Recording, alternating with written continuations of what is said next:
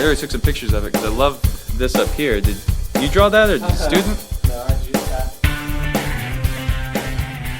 But Is that how we shall start then? yeah, you said you want to talk about the room. Go ahead. Okay, yeah. So, welcome to my classroom. I'm Jason Stephenson. I teach here at Deer Creek High School, and I've got Pre-AP English 2 this year, Creative Writing 1 and 2, and then a co-sponsor for Student Council.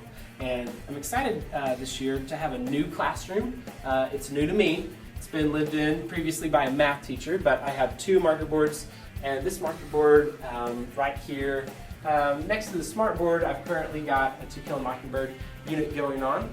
And I used to want to be a cartoonist in about 7th or 8th grade. I really like Calvin and Hobbes and do some doodling. So I channel that now with some little pictures of some of the characters to help my students. So that's what that is right there.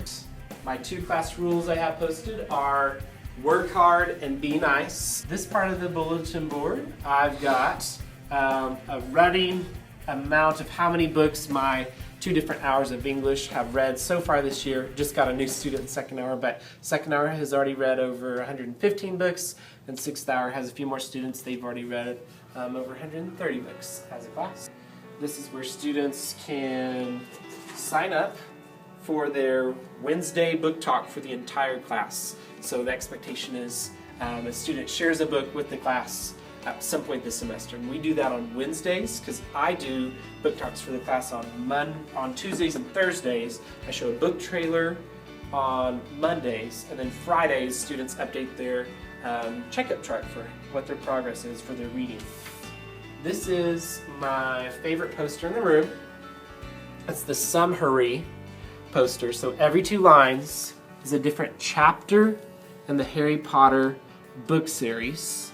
The lady who made this, her name is Lucy Nicely, and you can get the posters as a chapter at a time, or a book at a time, or you can get it like I did, where it's all the books in one.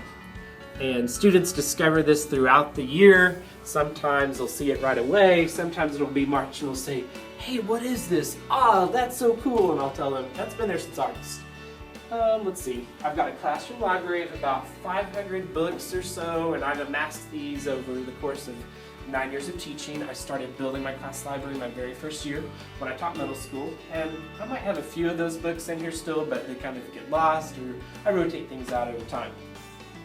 You want me to ask questions or you want Or do I just read and then you edit or all that jazz? It's okay. Yeah, Yeah, I'm gonna let's do edit that. regardless, but it's cool. I taught middle school, 7th and 8th grade literature, regular and pre-AP for 2 years before that. So now I'm in my 9th year total of teaching. So one word that best describes how I teach or how I strive to teach is, can I say student-centered? It's hyphenated. And looking around the room, you see that I've got my students grouped in desks, and it's not always that way. Sometimes I'll do rows if I'm giving a quiz, or we've done a giant circle before where everyone can see one another's faces a little bit better. But I like to see what the students can bring to the table. I don't really like being the lecturer, and I can do a little bit of teaching that way, but I'd much rather kind of put the students out there so that they are doing a lot more of the learning and taking ownership and the discussion instead of hearing me saying all my opinions about To Kill a Mockingbird. I want them to be able to lead out in that discussion and kind of get into some heated debates, and then I can step in when I need to and maybe point out anything that they didn't notice. The temptation my first year of teaching was really to try to control a lot more, and I'll admit I can still be a control freak sometimes, but I do try to get my students to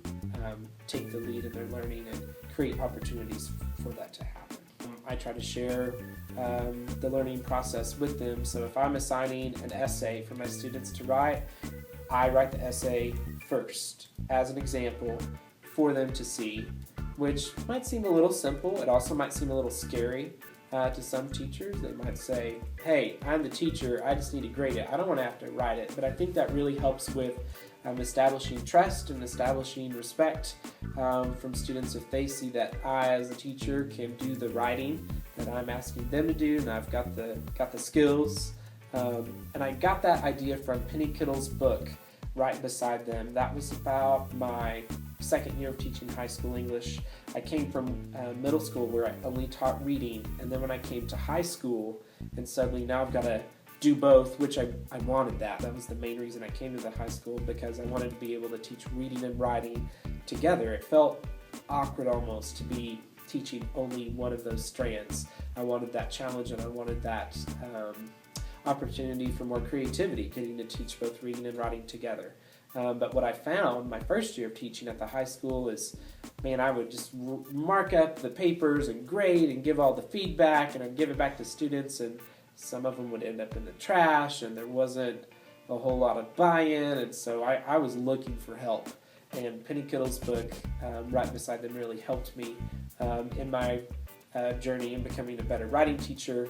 And the main premise of her book was, you as the teacher, you've got to be doing the writing that you're requiring of your students. To kick it up a notch, Kelly Gallagher, in one of his books, Write Like This, he turns it into draft in front of your students. Let them see your messy writing process, that it doesn't come out perfect on the page, because maybe some students have the impression that, oh, you're the teacher, it's all great for you from the start. That's definitely not the case for me or Kelly Gallagher. That's a lot scarier to do and harder to do. Kind of in a reading rut right now, but I am a pretty big reader, and I'm able to talk books with my students, and so I'm requiring them to read 10 books of choice each semester, 20 books total.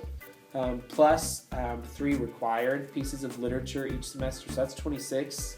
Might seem like a whole lot for high school, but I've got some students who are on the ball and they're doing a great job with it. I've got some who are not really doing a whole lot of reading, and I don't know what I can do to motivate them. I'm going to keep trying my reading thing. I get a lot of ideas for that from a Twitter chat. I do that at the end of each month on Sunday nights at 6 p.m. Central Time.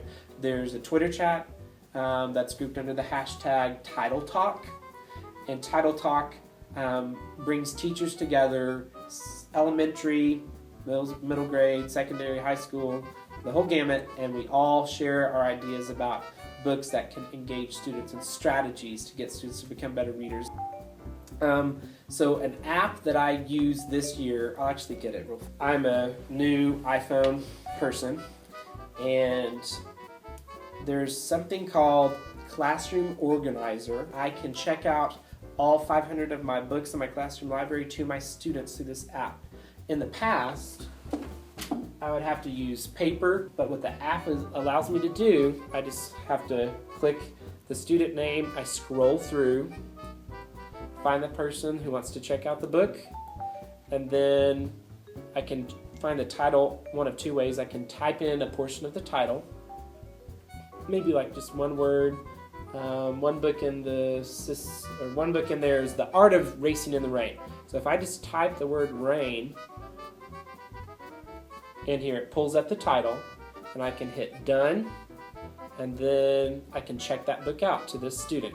Bam, and now it's checked out. I get a weekly email of who has my books and for how long, if they're overdue, and then whenever a student wants to return the book, I just hit the return button. I scroll through and find the student's name. It'll show you all the books they have checked out. There's The Art of Racing in the Rain. I hit done. Yes, I want to return it, and it's been returned.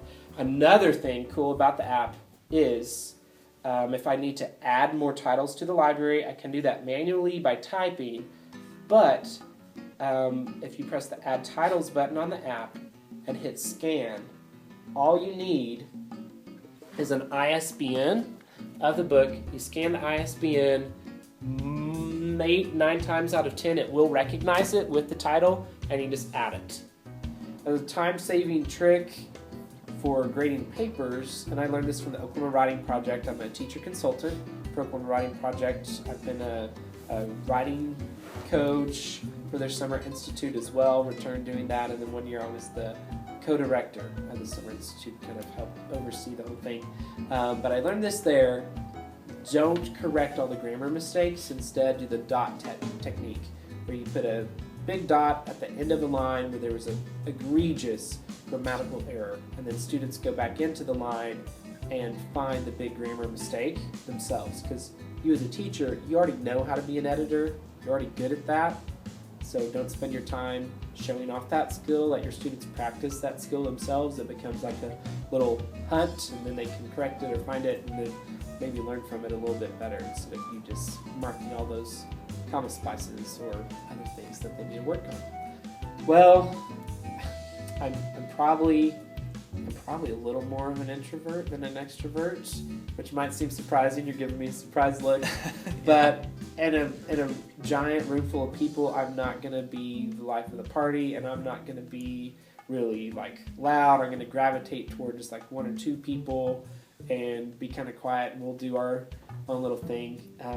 And even in a smaller group, like a group of 4 or 5, I listen a whole lot more than I talk. But whenever I like get on like the quote stage to teach or to like present at a conference, I can turn it on and I can do the whole song and dance. But I don't know, it's like I'm teacher man in that moment, and then when I'm just Jason and not in that role as a teacher, I kind of hang back a little bit more. That's what I've kind of noticed about myself. But I could be reading this wrong. Like when I've done those personality tests before, like for the color one, I'm definitely blue. Like I'm social and I do want to talk, and that comes out in how I teach. Like I want to engage with my students, not only on an academic level, but on a personal level. Like I want to know what their hobbies are. I want to know how else they're involved in school and let them know that I care. And I think you can do that and still be a little bit of an introvert. But I don't know. When I've taken the EJPL, when the other personality test, when there's like 4 things and it's like you're judgmental or you're sensing and you're introvert or extrovert, I've taken that before and I'll get introvert on it. Even though I think part of me wants to be an extrovert and wants people to think of me as, I just don't know. But the way that I teach, with letting it be more student-centered, means I do have to kind of hang back more and let the students maybe lead things a little bit more than what's natural, I guess. And classroom management was tough for me in the first 2 years, especially teaching middle school. Pretty squirrely. A famous story from those 2 years is I had a student who was emotionally disturbed, and we just battled a lot throughout the year, and he would just give me all sorts of problems and trouble. And one day he got up from his desk and started running and screaming around the room. And if that happened now, I think I'd just stare at him and say, get out, or just say stop, like what are you doing? But as a first year teacher, I chased him up and down the rows and was like, sit down, and he was like, no, and just was, and everyone's laughing, all the students are laughing, and I just think of that now, and I'm like, okay, I've definitely grown in my classroom management, and I mean, silence is really good sometimes, so instead of just saying, quiet, quiet, quiet, everyone quiet, I just say, everyone quiet, and then I can just wait until it dies down, and I teach pre-AP, so I've got some shushers sometimes, and for the most part, they're all here to learn anyway, so it's not too bad. But even in creative writing, too, I can grab their attention pretty quickly when I need to. And you can do that and still be, I think, a little bit of an introvert. Because just you turn on your teacher voice, your teacher stance, or whatever. I don't know. Now I feel like I need to retake my personality test and determine, am I really, introvert or extrovert? Well, I saw this question and I thought, I don't know if I have a great answer for this, but one of my professors in college, Dr. Mark Hemrick, taught me natural sciences, or a natural science class at Oklahoma Baptist University. He told me at graduation, in the flurry of all the things afterwards, after graduation, he's like, Jason, you've got to be friends with your students. You've got to be friends with your students. And that just struck a chord with me, and I think some people would say, oh, no, that is bad, don't do that, don't friend students on any social media, and on and on and on.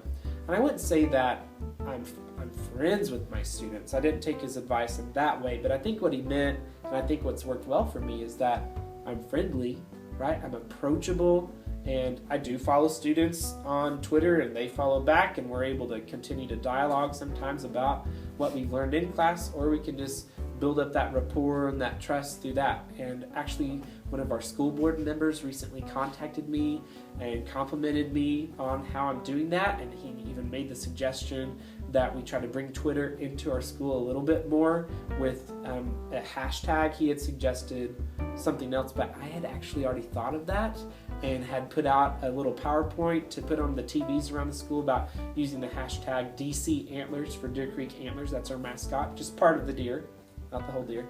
And so I re-emailed that PowerPoint, and it's up on the TVs now. I'm sure we'll have some students abuse it and put silly things or maybe inappropriate things with that hashtag, but I'm hoping some students will use that for learning purposes or to show off something cool that they learned in class or something. And then we're going to put a rotating amount of tweets that use that hashtag on our TVs around the school to kind of build up more of our community of learners here at our school. So yeah, definitely try to be friendly and be nice and be kind to students. I don't see why someone would go into teaching who doesn't like kids and is rude or cruel or I don't know. No, and I can still be firm. I can be strict when I need to, but yeah, friendly, being friendly. Some good advice. So I'd love to meet Penny Kittle. I've already mentioned her. Penny Kittle for coffee and talk about writing and reading with her. I mean, I'll embrace it. I'll say I'm a nerd. I embrace that fully. I like to learn, and I think she's a current rock star in the world of teaching. And I'm actually going to try to make that happen sort of by using a Fund for Teachers grant, which I need to probably work on over fall break. And I'm going to apply to attend the Booth Bay Literacy little conference thing. It's at the end of June each year. It's up in Maine at Booth Bay. So I get to fly up to Maine and collaborate with all these rock star language arts teachers, and then teachers like me who, we're all doing our own good things and just all want to come together and learn. So hopefully I can attend Booth Bay in June. That is my current goal. My definition of creativity is, I'm going to say, it's hard work. Okay, that might seem a little what, but I teach creative writing, and I think sometimes the students come in and think, man, this is going to be really fun today, and it can be fun, but then other times they're like, whoa, I'm realizing I've got to really craft this, or I've got to work hard at coming up with something creative. And I'd also say, to fill in that blank, my definition of creativity is it's in danger right now. I'd say that sometimes creativity gets pushed out of our lesson plan ideas or gets pushed out of curriculum, like there's no time for writing poetry, or there's no time for maybe doing an assessment that involves drawing something or whatever. And I think there's room for creativity, and I think that taps into knowledge that can be so appreciated and can be just as maybe relevant as a textbook answer to what is the definition of this vocabulary word. And I try to make space in my classes, in my pre-AP English class, for some creativity. The rigor's still there, but I think I need to throw some creative things at my students, with pre-AP students especially, when they are told, okay, we're going to write a Where I'm From poem. Here's the model text by George L. Lyon. Here's my version that I did. Now you're going to write one. And that can just throw them for a loop sometimes. They're like, oh my gosh, I have to be creative. Oh, this is a challenge for me, right? Instead of just read these chapters. Let's see.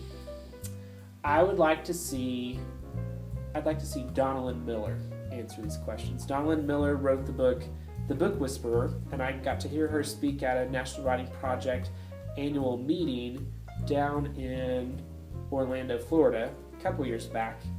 And that's where I bought her book, The Book Whisperer. She has a new book coming out, I think this month or next month. It's called Reading in the Wild, and that's more about how real-world readers, how they do their own thing, and what makes them successful as readers. But she's the founder of that Title Talk Twitter chat that I was referencing earlier, and she's she's the book maven. She's pretty cool. She's the Book Whisperer. That's the title of her book. But I got a lot of my ideas for how I do my book of choice reading program. I got a lot of it from her.